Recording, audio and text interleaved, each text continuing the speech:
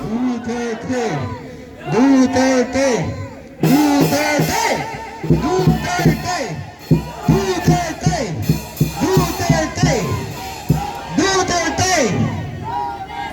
Ang pag-asa ng sambayanang Pilipino. Sino? Sino? Ulit. Ang pag-asa ng sambayanang Pilipino, Muslim man o Christian, sa 2020. Sino?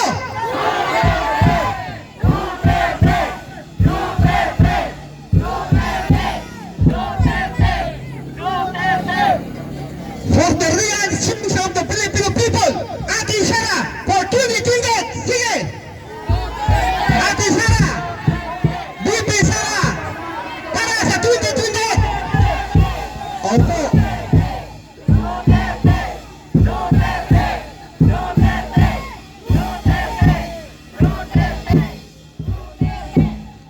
Tama po kayo, mga minamahal kong kababayan, Muslim man o Christian. Ang sigaw ng mga maisog, nagkahalo na po ang sambayanang Pilipino dito sa harapan ng Senado. Nandito po dumating ang grupo ni MP Sultan Idris Arimbang. Asan po kayo? Mga grupo ni Sultan Idris Arimbang, Bangsamoro, Nasarit Mesa po.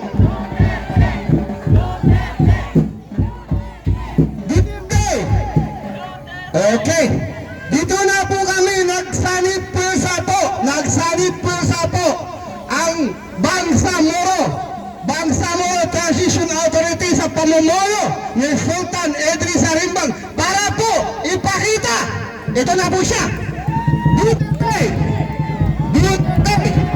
at ang aking pinsan, ang kanyang mabahay, si Francis Baralabi Arimbang. Nandito na po sila.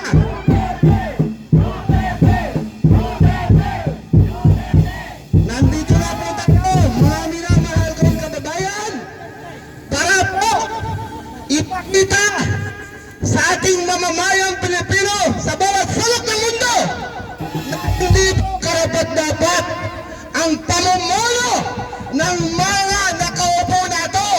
Maniwala kayo sa hindi, believe it or not, wala tayong batas ngayon sa Pilipinas. Di po ba? Maniwala kayo sa hindi, ang mga kapatiran nating mga pulis,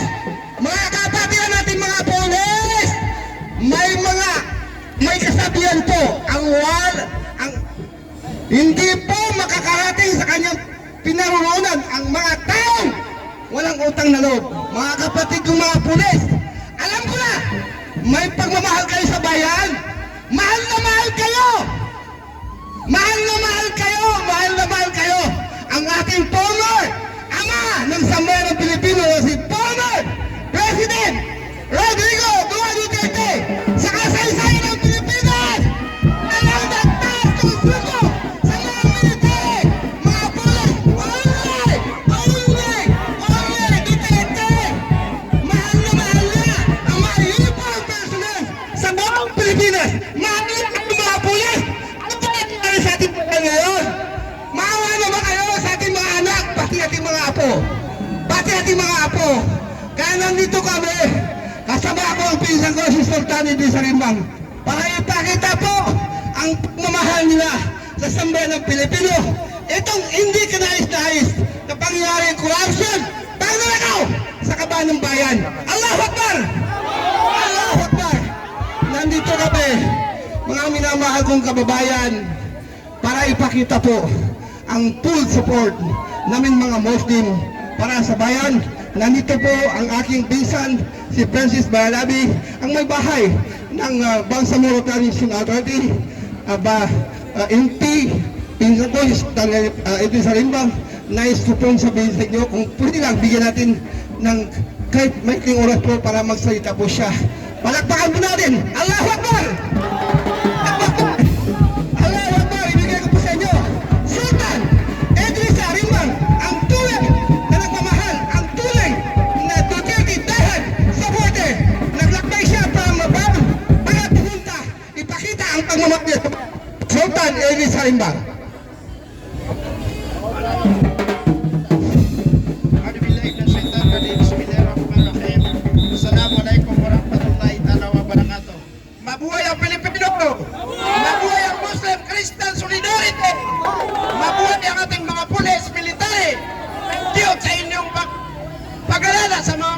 Pilipino.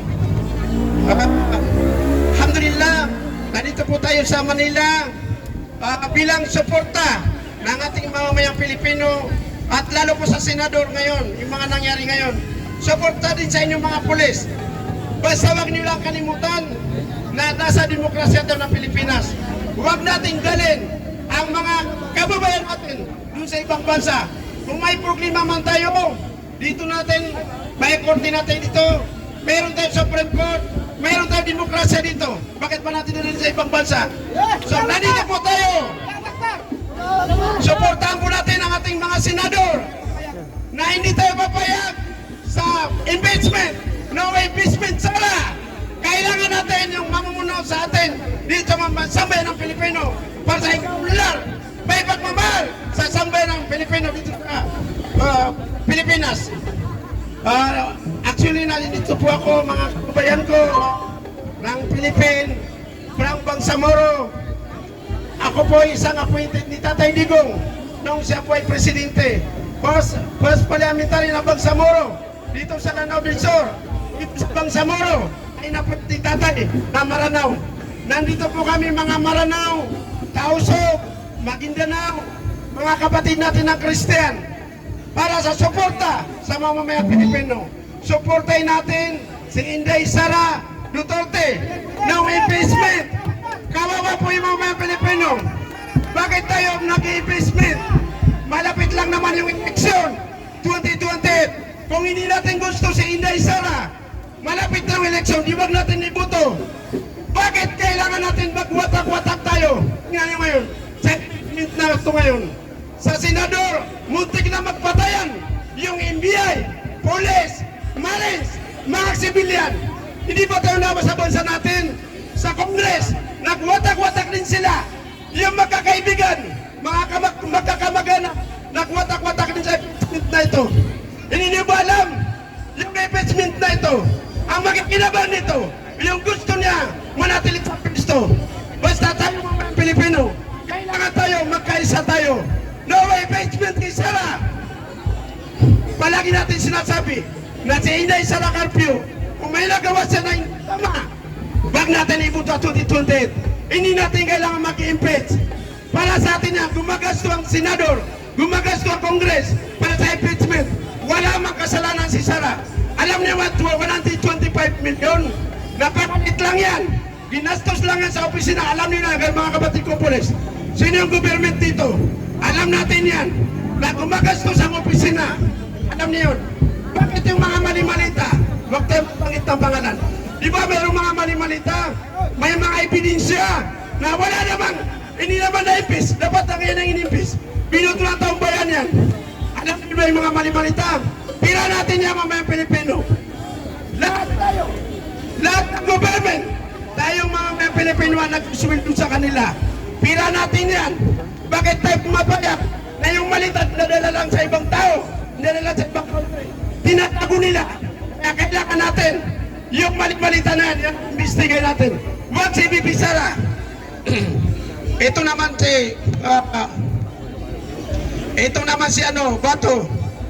Kung may problema kay Bato, mayroon man tayo korte dito. Mayroon tayong mga artist dito sa bansa natin.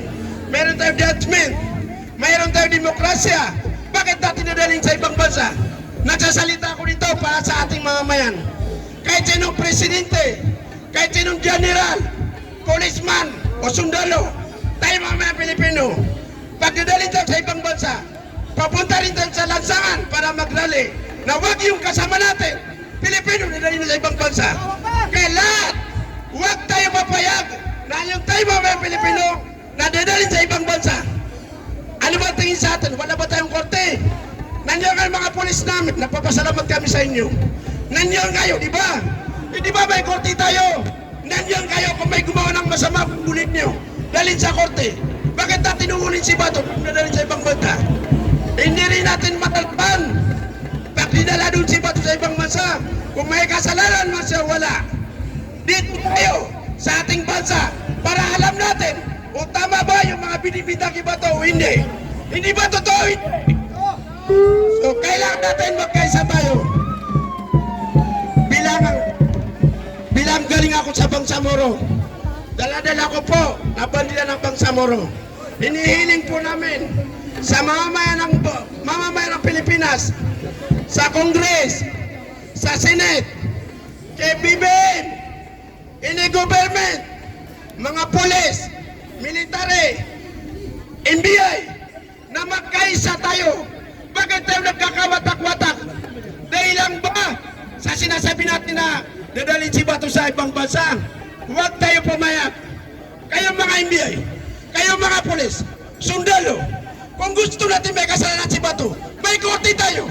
O magdiman natin sa kanya, mag-file tayo ng kaso dito sa Pilipinas para makita natin kung may pagkakamali, wala. Kawawa siya kung wala man siya kasalanan na dadalhin natin sa ibang bansa. Hindi katarungan yan, hindi pa katarungan yan.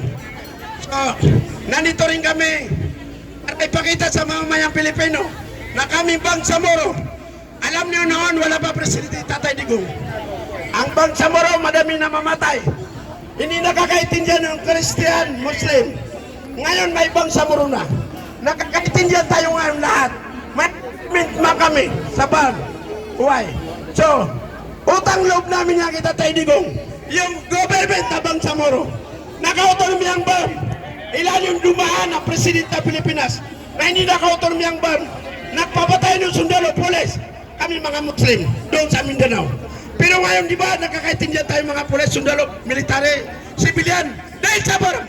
Ibig sabihin, lahat tayo government, Bangsamoro region, Philippine government, magkakaibigan tayo, magkakapatid tayo. Kayo ang tinitingala namin. Kaya yan ang pagmamahal namin kita Tatay Digong. Dumaan tayo sa demokrasya. Hindi namin kinatawa, hindi namin sinasabi na taga Bangsamoro na yung tao na magkasala, hindi natin kakasuhan.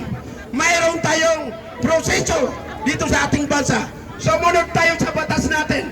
Kawawa po tayo. Lahat tayo may mga anak, di ba? Yung mga anak nyo, pag may mangyari, may kaso, dadalhin ba kayo dun sa ibang bansa? Huwag tayong gawin yan. Mali yan! Mabuhay ang Pilipinas! Mabuhay ang Bangsamoro!